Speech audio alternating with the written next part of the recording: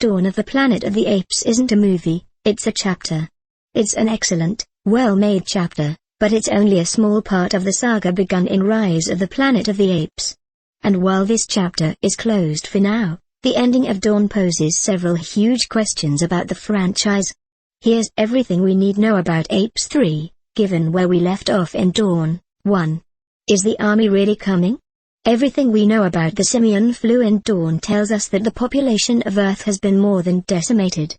There's clearly strongholds of immunity, as glimpsed in San Francisco, but are there really enough people in the United States Army to come mount a rescue of the remaining Bay City humans?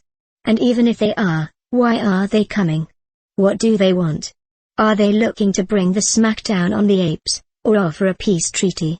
Plus, perhaps there aren't even that many of them left. Point is, despite Guy at Communication Station Number 2's assertion that the army is coming, we don't know exactly what that means.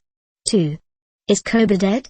You wouldn't think he could survive getting dropped hundreds of feet under construction equipment, but the apes seem to be way sturdier than the humans.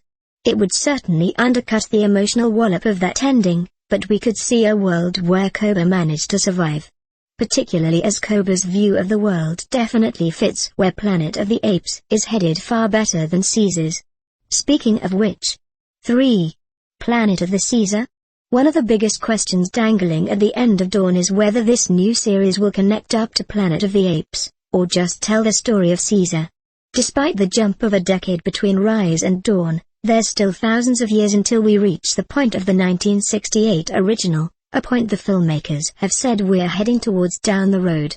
So when Apes 3 inches hits, will it finish up Caesar's story, or zoom ahead even further?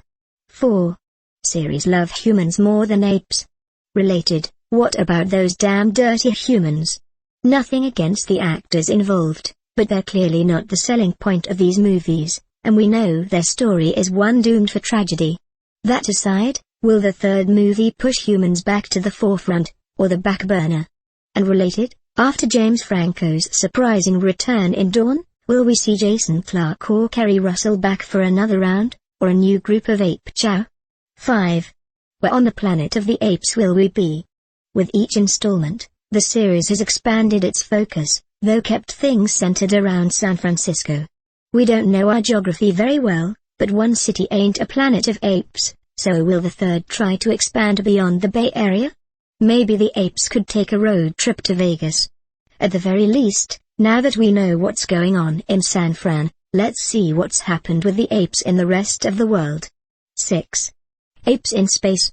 There's one slightly dangling plot thread out there, in case you've forgotten. In Rise, a spaceship is sent off into the great beyond, the same spaceship that sent George Taylor, Charlton Heston, off in the original movie.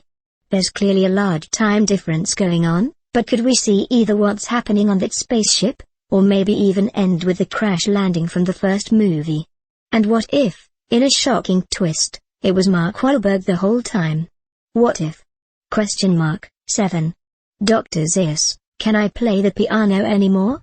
Of course you can. What do you want answered in Planet of the Apes, Tokyo Drift?